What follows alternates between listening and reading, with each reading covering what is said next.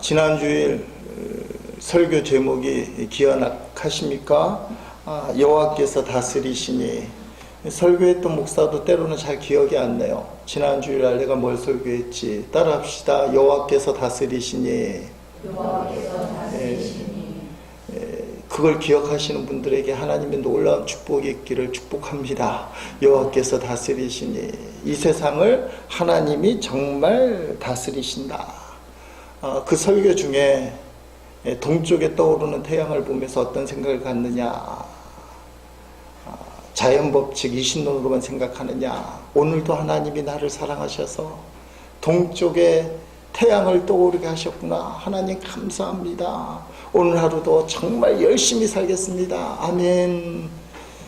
이렇게 생각을 하고 일주일을 지나셨는지 조금은 궁금해요. 우리의 신앙생활이 삶에 일치하기 위해서는 하나님이 조금 더 가까이, 또 말씀이 가까이 이렇게 느껴져야 됩니다. 근데 요 근래에 성도님들, 우리 교인뿐만 아니라 다른 교인들, 다른 교회 교인들하고 특히 장로님들하고 얘기되면 완전히 이원화해요. 교회 생활 따로, 세상에 나가면 그 생활이 따로. 그러니까 입 바른 소리는 잘하고 믿는 것처럼 보이는데 실제로는 믿음이 하나도 없는 모습들을 너무 많이 봐요. 근데 사실은 목사도 그래요. 목사도 급할 때는 성도들에게 얘기할 때 집사님 그건 설교할 때나 그렇지 진짜로 어떻게 그렇게 삽니까? 이것은 나쁜 목사예요. 설교만 그렇게 하지 실제로는 힘들다. 여러분, 하나님이 이 땅을 통치하신다. 오늘 본문 말씀도 그 연속선상에 나오는 말씀입니다. 6절에 왕이신 하나님 이렇게 표현되어 있어. 왕이신 하나님. 이스라엘에게 있어서 진짜 왕이 누구냐? 여러분 인생의 진짜 왕이 누구냐? 사람의 필요에 의해서 하나님이 이스라엘에게 왕을 허락하셨지만 그 왕은 진짜 왕이 아니라 진짜 왕은 하나님이고 하나님이 우주 만물을 다스리시고 저와 여러분을 통치하신다. 이게 성경의 가르침이에요. 우리가 9월 달에 역대상이라는 본문 말씀을 통해서 내내 5주간 은혜를 받았는데 이스라엘의 첫 번째 왕 사울과 두 번째 왕 다윗에 대한 이야기를 많이 나눴습니다. 그때 나눈 말씀의 핵심이 뭐냐 하면 사울 왕은 하나님의 은혜로 이스라엘 왕이 돼서 겸손했어요. 처음에는. 이거 나까짓 게 어떻게 왕이 됩니까? 근데 실제로 힘을 갖다 보니까 잊어버렸어요. 자기 말 한마디에 사람이 죽고 사는 거예요. 하나님이 나를 세워줬다고 생각했지만 어느 순간에 하나님 없어도 돼요. 사울 왕은 하나님을 잊어버려서 비참한 최후를 맞이하게.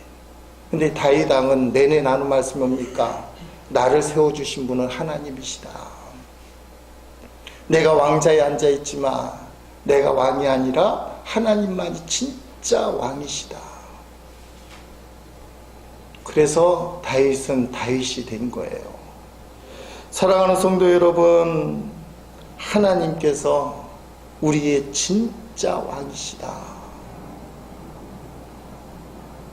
하나님이 진짜 왕이신데 왜 진짜 왕이냐? 하나님만이 하실 수 있는 일들이 있어요. 사람이 할 수 없는 것들.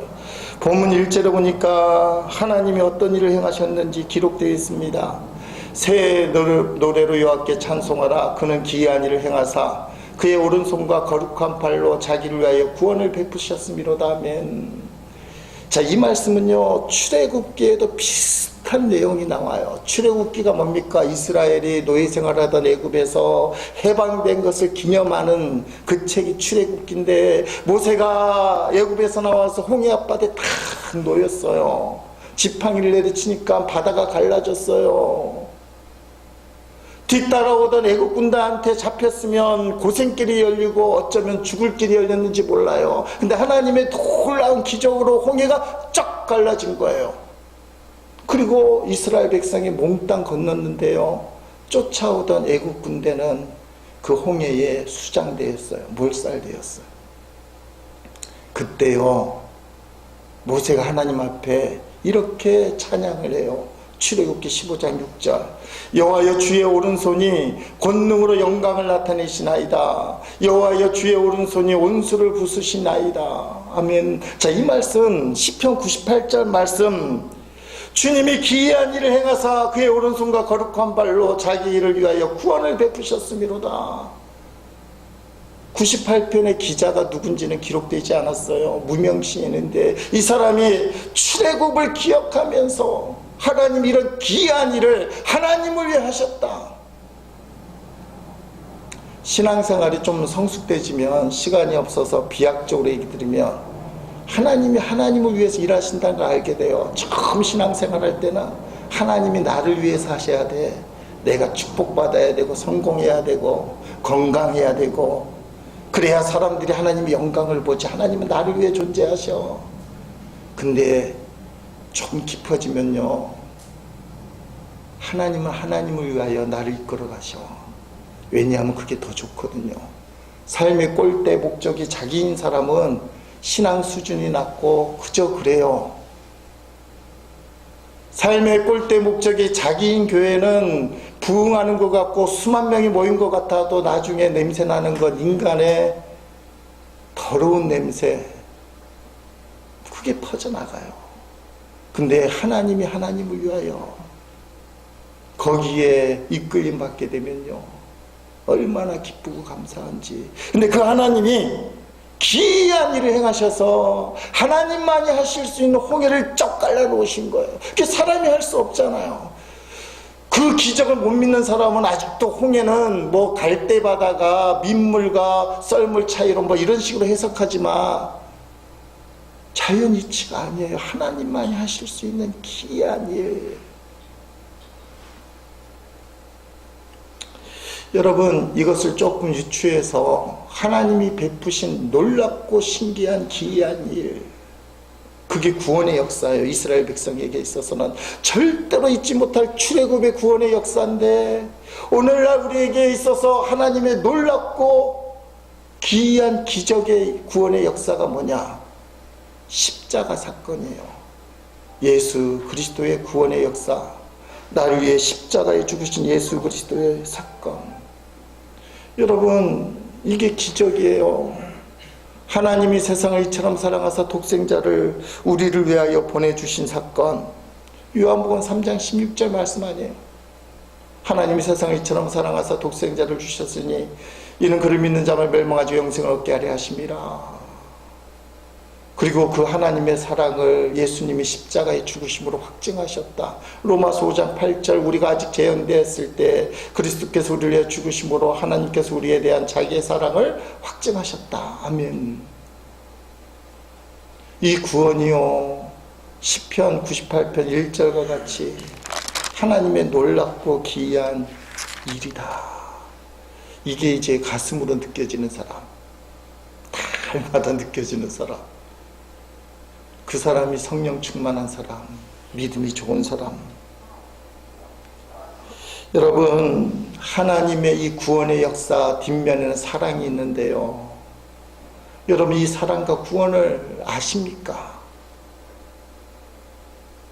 2절 말씀해 보니까 여호와께서 그의 구원을 알게 하시며, 그렇게 돼 있어. 구원을 알게 하시며.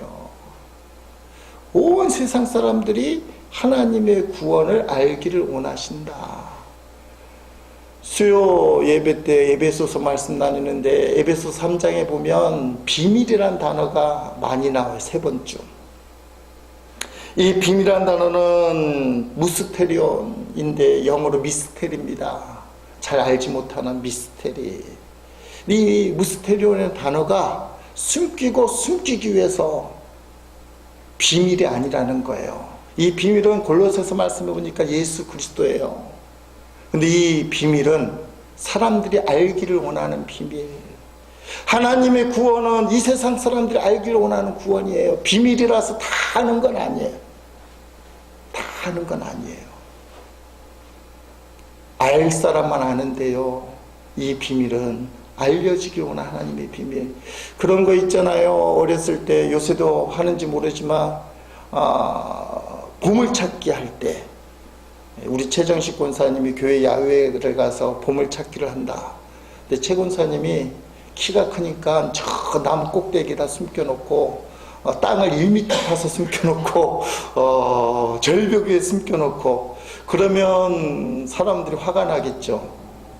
최 권사님 어떻게 숨겨놔요? 나무 잎사귀에 살짝 보이게 숨겨놓고 돌만 거두면 나오게 숨겨놓고 뭐 몇 개는 깊이 숨겨놓겠지만 목적이 뭐예요? 찾게 만들어서 선물을 주려고. 비밀이 그 뜻이에요. 구원이 그 뜻이에요. 모든 사람에게 알려진 건 아니에요. 조금 이따 나눌 거예요. 그러나 이 구원은 할 수만 있으면 많은 사람들에게 알려지고 비밀을 깨닫기 원하는 거. 그 예수님이에요. 그게 하나님의 사랑, 하나님의 구원이에요.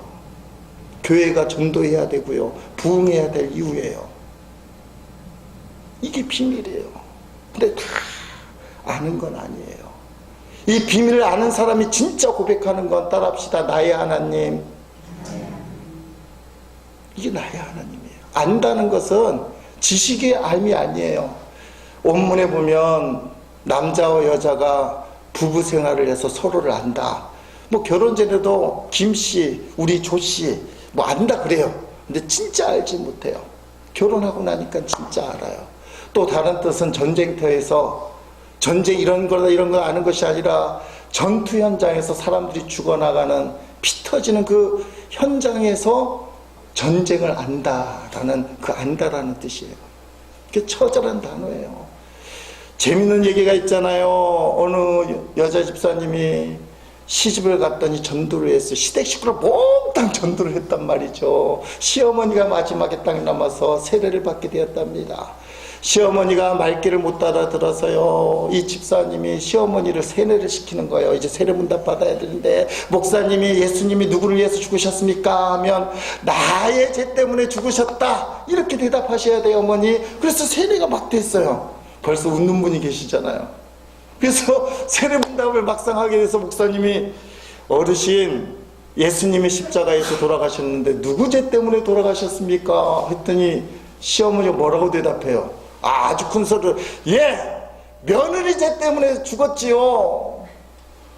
며느리가 그렇게 세뇌를 시킨 거예요. 나의 죄. 그래 며느리 네 죄 때문에 예수님이 죽으셨구나 돌아가셨구나. 제가 목회하면서요 가슴을 치며 애통한 게 말로는 나의 하나님 예수님은 나를 위해 죽으셨다고 얘기했는데 머리로만 알고 설교하는 게 너무 가슴이 아픈 거예요. 사실은 그 세월이 길었어요. 근데 안타까운 것은 다른 목사들 보면 아직도 그렇게 설교하는 목사님, 성경에 나왔기 때문에 나의 하나님, 나의 주님이라고 얘기하지만 하나님 없는 목사님들이 간혹 보여요. 우리 제1의 식구들 중에는 누구 있다 없다 얘기하긴 힘들지만 성경에 한번 볼래요? 기적을 체험했는데 나의 하나님이라고 고백하지 않는 이상한 사람이 있어요. 느부갓네살 왕, 다니엘서에 나오는 사람이에요. 이 사람이 신상 꿈을 꿨는데 아무도 해석을 못하는 거예요. 근데 다니엘이 똑같이 나타나서 엄청난 해석을 하잖아요. 다 맞추는 거예요.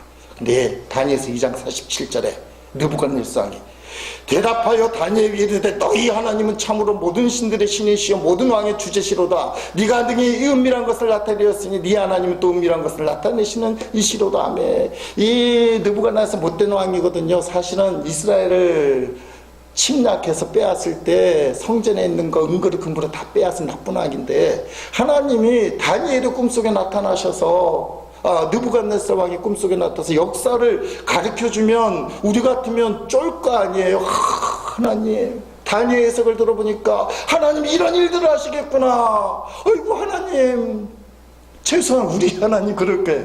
근데 냉정해요. 너하고 나아가는 같은 사람이 아니야. 동질이 아니야. 아무리 하나님 그렇게 역사해도 그 하나님 네 하나님이지 내 하나님 아니야. 더 엄청난 일이 있어요. 자기 왕한테 절하지 않고 뭐 하는 사람들은 풀무불 용광로 속에 집어넣기로 했는데 다니엘의 세 친구가 끝까지 믿음을 지키는 거예요. 그래서 용광로 속에 집어넣잖아요. 근데 놀라운 일이 이 용광로에 들어간 다니엘의 세 친구는 끄떡하지도 않고 머리카락 안 탔는데 다니엘을 용광로 속에 집어넣었던 그 사람은 불타 죽어요. 실제로 불타 죽어요. 그 사건을 딱 목격하고는 다니엘 3장 28절에 느부갓네살이 말하여 이르되 사드락과 메삭과 아베느고의 하나님을 찬송할지로다. 그가 그의 천사를 보내서 자기를 의뢰하고 그들의 몸을 바쳐 왕의 명령을 거역하고 그 하나님 밖에는 다른 신을 섬기지 아니하며 그에게 절하지 않은 종들을 구원하셨도다며 자기가 시켜서 죽게 만들었거든요. 근데 그 세 명이 메드락과 아삭과 느고바의 그 하나님이 그들을 지켜주시니까 사실은 자기가 죽이려고 했으니까 내가 잘못했다. 너의 하나님은 진짜 하나님이고 나의 하나님이구나. 그렇게 할 만하잖아요. 근데 죽었다 깨어나도 그런 고백을 안 해요.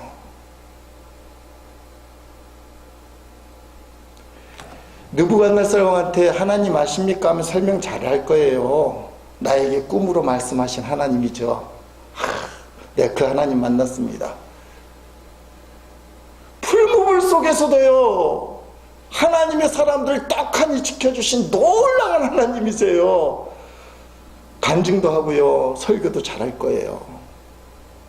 신자가 아니에요. 하나님을 아는 게 아니에요.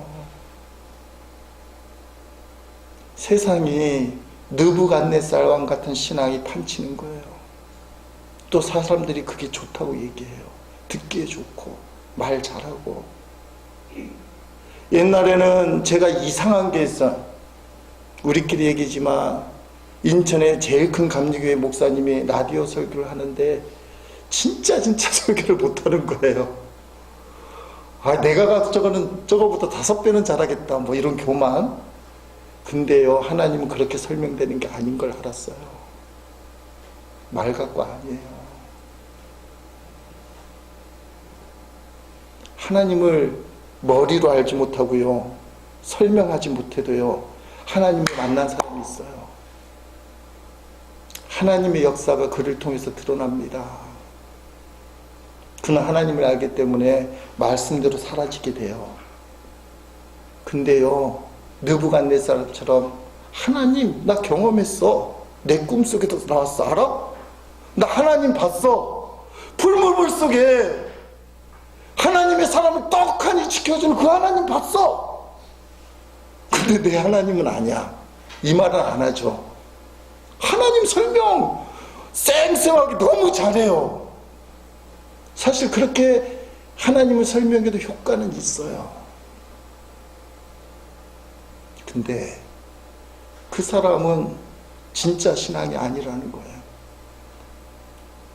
성경의 말씀이요 하나님을 고백할 때 우리 하나님, 나의 하나님, 내 고백이 돼야 되는데 그게 안 되면 바보 같은 신앙이에요. 바보 같은 신앙.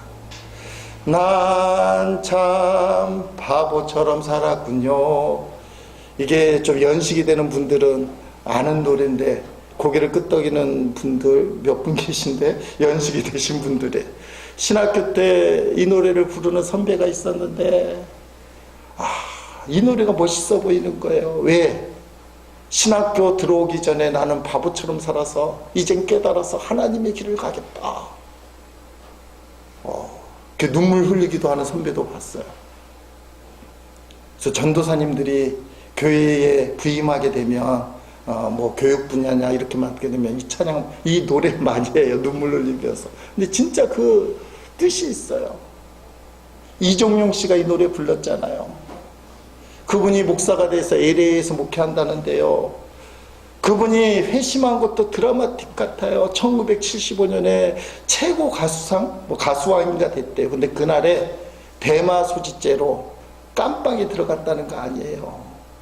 가수로서 최고의 날, 제가 인터넷 조사를 정확하게 하지는 않았습니다. 이게 문제긴 한데 그냥 자료를 갖고 왔는데요. 가수로서 최고의 날에 감옥에 갔는데 얼마나 슬프겠어요. 감옥 생활을 하는데요. 사형수를 만났어요. 사형수가 구리 십자가를 이종용 씨에게 딱 주면서 나는 사형당해 죽겠지만 당신은 곧 나갈 거니 예수 잘 믿고 내 목까지 사시오.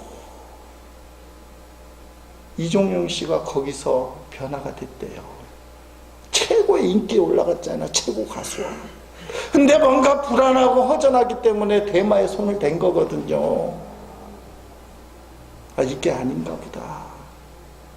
회심하고 목회를 하는데요, 간증집을 냈잖아요. 제목을 뭐라 붙이겠어요? 난 참 바보처럼 살았군요. 신앙생활 하는데 말입니다, 사실은 바보 같은 신앙생활 하는 사람이 많아요. 하나님을 알지 못하는 거, 하나님을 만나지 못하면 느부갓네살처럼 얘기할 거예요. 나 하나님 만났어. 하나님 알아. 내 하나님은 사실은 아니야. 전도에도 진짜 안 받아들이는 쇠고집들 있잖아요. 차라리 그 사람은 안 믿는다는 것 때문에 이해하는데, 예수 믿는다는 사람이 하나님을 안 만나면, 제일 마지막 얘기 하나 드리겠지만, 심판날에 그 말할 수 없는 비참함을 어떻게 감당할 거예요? 3절 보겠습니다. 3절에 시편 기자는 하나님을 이렇게 표현합니다.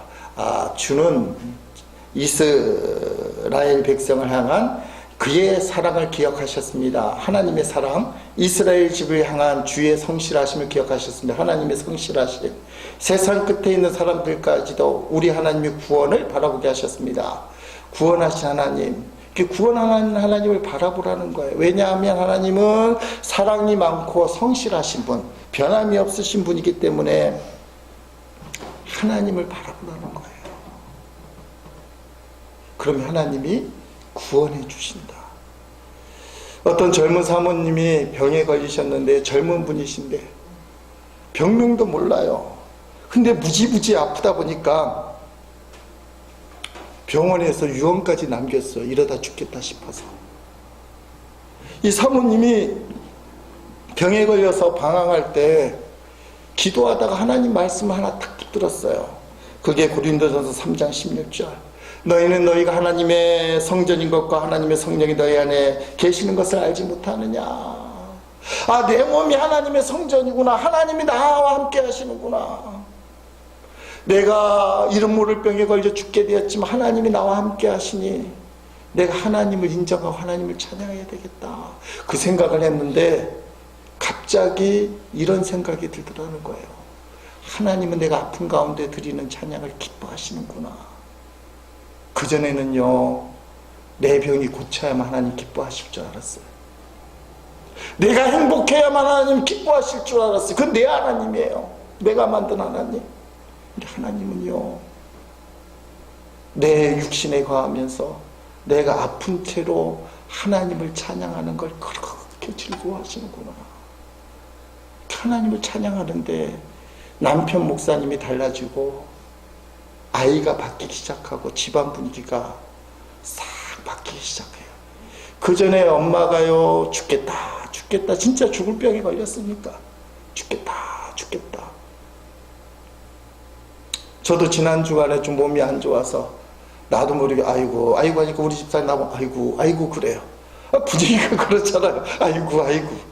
근데 이 사모님이 안간힘을 다해서 찬양을 하기 시작하고, 그러다가 방법이 생각났어요. 식사 기도 끝나고 남편 목사님이 자식이 또 자기가 이렇게 외치는 겁니다. 나사렛 예수 그리스도 이름으로 명하노니 건강할지어다, 고침받을지어다, 생기가 날지어다. 밥 먹고 이제 찬양 기도하고 그런 말을 선포하는 거예요. 어느 날 아들 녀석 친구가 집에 왔는데요, 희한하잖아요. 목사님 집안이긴 한데 좀 이상하잖아요. 기도까지는 하는데 갑자기 기도 끝나고 나사렛 예수 그리스도의 명하노니 건강할지어다, 회복될지어다, 생기가 날지어다 하니까 얘도 어쩔 수 없이 따라하는데, 예수님의 이름으로 명하노니 사모님께서 건강하세요 그러는 거예요. 분위기가 그렇게 바뀌는 거예요. 이 사모님이 병이 안 나은 상태에서 하나님의 뜻을 헤아렸는데요. 아들에게 물어봤습니다. 인생을 살다가 어렵고 힘든 일을 당할 때 어떻게 해야 되지? 엄마, 하나님 앞에 맡기고 기도하고 찬양하고 노래를 불러야 돼. 여러분, 목사지만요, 아프면 아이고 해요. 오늘 예배 드리면서 목소리가 안 나오면 어떡할까? 하나님 아이고 뭐 해요. 근데 거기서 멈추면 안 되는 거잖아요. 이 사람이기 때문에 하나님을 바라는 거예요. 하나님이 그 말씀하시는 거예요. 우리 하나님의 구원을 바라보게 되었습니다. 여러분이 하나님의 구원을 바라보는 사람이 된 거예요. 하나님의 구원을 바라보게 되었습니다. 잘 되고 행복하고 교회가 부흥하고, 지난 화요일날 피리스집에 나오는 교회가 이상한 짓을 한대요. 500만 원씩 1000교회를 도와준대요. 교회 당회에서 결정을 했대요. 놀라지도 않아요. 50억이 50억. TV에 그런 게 나오니까 아니 뭐하러 그렇게 하는지 모르겠어요. 우리 교회 500만 원 주면 받아야 될까요? 말아야 될까요? 안 받습니다. 아쉽지만 안 받습니다. 그 돈을 왜 받아요 대체? 너무 이상해요. 돈 문제로 문제가 되고 하나님의 영광을 가리고, 아니 전도를 가리고 하나님의 영광을 가리는 게 피디수첩이에요? 그 교회예요 대체? 아니 누가 영광을 가리는 거예요? 누가 전도를 맡는 거예요? 해결 방법도 특이해. 돈으로 해결하는 거예요. 500만 원씩 1000교회. 우리는 뭐 전혀 남 얘기 같아서 그냥 순식간에 50억 결정하면 딱 지출할 수 있는 교회, 아마 한국에 있는 교회들이 안 받기를 바랍니다.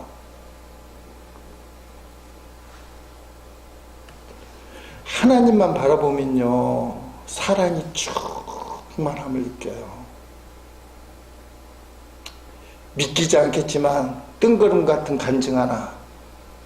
한센병 나병 환자가 사는 소록도에서 목회하는 목사님이 쓴 글이에요.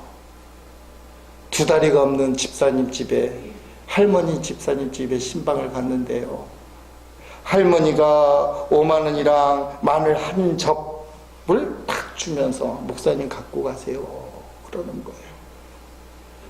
한센병 때문에 2달 잃었거든요. 못 받아오잖아요. 돈이랑 마늘 한 집 어떻게 받아요? 저 못 받아요. 근데 할머니 집사님이 저는 괜찮아요. 풍요로워요. 이거 가져가세요. 마늘 한 접은 받아오겠으나 돈은 못 가져올 거 아니에요. 차라리 주면 좋지. 목사의 양심이 안 되는 거잖아요. 돈을 놓고 가려고 할 때 할머니 집사님이 저 정말 괜찮습니다. 그거 갖고 가셔서 어려운 사람들에게 나눠주세요. 더 어려운 사람들에게 베풀어 주세요. 이 목사님이 제목이 도대체 이 집사님보다 더 어려운 사람이 누구냐? 하늘에서 내린 병이라는 나병에 걸렸고 사람들에게 버림받았고요. 그 병이 진행돼서 2다리가 절단이 되고, 근데 이 할머니 집사님보다 더 어려운 사람이 도대체 누구냐? 누구를 찾아가야 되냐 이 세상에서. 근데 그 할머니 집사님 본인은 행복하대, 괜찮대, 풍요롭대요. 5만 원도 주고 마늘 한 접도 나눠주래요. 이게 도대체 무슨 신비냐? 이게 믿는 재미예요. 하나님의 사랑을 누리는 사람들의 특징이에요. 거기에 감사가 나오고 이 땅에서 진짜 행복이 나오는 거예요. 2다리 없고 한센병 걸리고 잘 살겠어요 그 사람이? 근데 행복해요. 나를 구원하신 하나님, 사랑하신 하나님. 여러분, 오늘 진짜 신앙에 대한 이야기, 우리 하나님의 구원 이야기입니까? 이 구원이 어디서 갈릴까요? 심판 때예요. 본문 6절에도 9절에도 나와요. 본문 부제를 보면 쉬운 성경으로 여호와 앞에서 노래하십시오. 개정 성경에 없는 게 붙어 있습니다. 쉬운 성경하고 공동 번역에 나오는데 개역이나 개정 새 번역에는 안 나와요. 아마 원문에서 좀 차이가 있을 거예요. 그 심판을 노래하자는 거예요. 그것은 그가 세상을 심판하러 오시기 때문입니다. 그가 이 세상을 바르게 심판하시고 민족들을 공정하게 판단하실 것입니다. 하나님이 심판하는 날 노래 부르는 사람이 있고 통곡하는 사람이 있어요. 불신자는 제외하고 교회에서 교회 안 나온 불신자들을 왜 얘기하겠습니까? 예수 믿는 성도들 중에서도 심판날 이 말씀과 같이 하나님 앞에 노래로 나가는 사람이 있고, 내 믿음이 가짜구나, 나는 양인 줄 알았더니 염소구나, 난 알고기라고 우겼는데 가라지구나, 난 진짜 믿음이라고 착각했는데 버림받은 믿음이구나, 통곡하는 사람이 있다. 2011년도 3월 21일 날 선한목자교회에서는 영성일기 나눔이란 걸 계속하고 있어요. 유기수 목사님 트렌드 마크잖아요.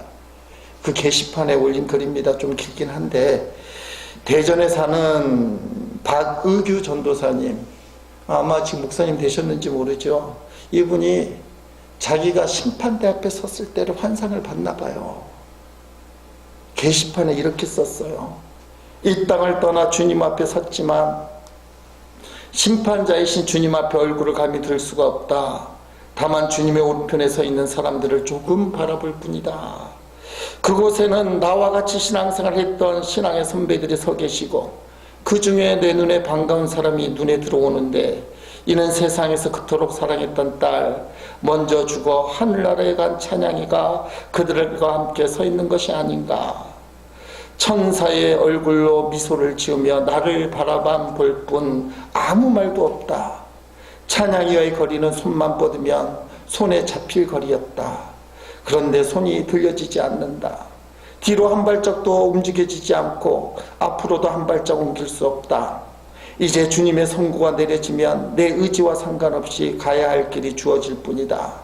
내 몸은 굳어져 있다. 주님은 세상에서 나의 행위록을 살펴보신다. 주님의 왼편에는 악한 자들이 기다리고 있다. 주님의 말씀을 따라 나의 영을 속박할 무리들이다. 찬양이도 주님의 말씀을 기다리고, 신앙의 선배들도 역시 주님의 선고를 기다린다. 주님이 말씀을 하신다. 잘했다 충성된 종아 라는 말씀과 동시에 찬양이가 달려와 나를 반겨주며 서로 부둥켜 안고 기쁨의 제외를 한다. 이 얼마나 기다렸던 순간일까. 주님 곁에 서 있던 많은 신앙의 선배들도 기쁨으로 나를 반겨 맞아준다. 그러나 만약에 주님께서 이 무익한 종을 바깥 어두운 데로 내어 쫓으라, 거기서 슬피 울며 이를 갈미 있으리라 하신다면, 악한 자들이 달려와 나를 결박하여 내 영을 끌고 간다. 찬양이 바로 앞에서 영원히 헤어져야 한다. 손만 뻗으면 손에 잡히는 거림에도 찬양인을 바라만 볼 뿐 말 한마디도 건네지 못하고 나는 처절하게 끌려만 간다. 어떻게 할 방법이 없다. 통곡이 터진다. 모든 것은 세상에서 이미 결론이 났기에 아무리 몸부림을 쳐도 소용이 없다. 찬양이는 얼마나 안타까워할까. 얼마나 나를 원망할까. 자신의 죽음이 나에게 아무런 의미 없이 되는 순간 얼마나 마음 아파할까. 나와 우리 가정을 위하여 재물이 되어 주었건만 어떻게 이런 일이 일어나는가 말이다. 이런 엄청난 일이 나에게 일어날 수도 있다고 생각하면 숨이 멎는 것 같다. 그렇기에 나의 삶 하나하나가 살 얼음판을 걷는 마음이다. 성령님 온전히 나를 다스려 주길 기도할 뿐이다. 잘했다 착하고 신실한 종아, 와서 주인과 함께 기쁨을 누려라 라는 주님의 음성을 듣기를 이 순간도 사모한다. 찬양이와 기쁨의 죄를 항상 생각하며, 전도사님이 글을 써서 내용상에는 조금 다뤄야 될, 손봐야 될 내용이 있긴 하지만 환상을 봤어요. 먼저 하늘나라에 간 자기 딸 찬양이, 그 앞에 서 있는 자기.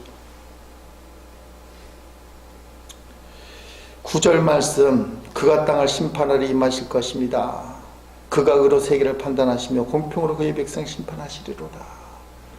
하나님이 나의 하나님이라고 고백되는 사람, 하나님의 사랑을 느끼는 사람, 느부갓네살처럼 하나님 설명하는 사람 말고 저는 이 말씀 묵상하다 충격을 받았어요. 목사도 버림받을 수 있겠구나. 강단에서 설교하고 설명하고 그래서 많은 사람들이 은혜 받고 눈물을 흘리게 하지만 내가 느부갓네살 사람처럼 청상유수로 말은 하지만 남의 하나님만 얘기하다 갈 수도 있겠구나.